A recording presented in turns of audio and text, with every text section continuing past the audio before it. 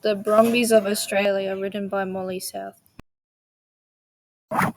The Brumbies that bashed through the bushland, baffling baleful men and women that came to see Australia's gorgeous outback. Silver buckles sit silently on the gentlemen's belts, shifting and slithering onto diagonals when they move. The stunning Brumbies were caught and by default were to be settled into the stables. Their hooves clamper and thunder, their coats like redwood, swifter than the swipe of a broom, right below Australia's blooming moon. Galloping, cantering, trotting and walking, they guide the herd to the rivers and lakes surrounding the barren landscape which is filled of bushland and scrub.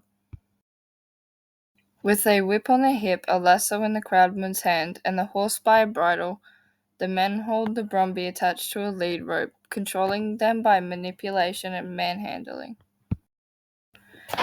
The wild Brumbies, being forced into domestication, turn more feral than they need be, with the overwhelming sound of the men's dogs barking and the other horses whinnying in the stables.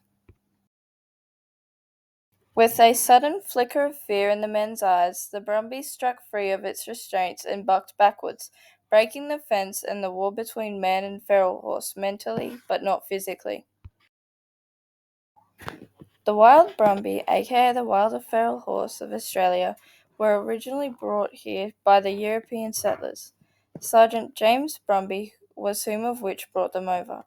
In short words, the wild Brumbies of today in Australia are descendants from the horses the settlers brought over in 1788. They are significant because of their cultural connection and how related they are to the history of Australia. Brumbies are also considered a pest by the government due to the damage they do to the environment. Because of this, the Brumbie is either killed off or they're taken to nature reserves. Some are even wild caught and tamed into stock horses.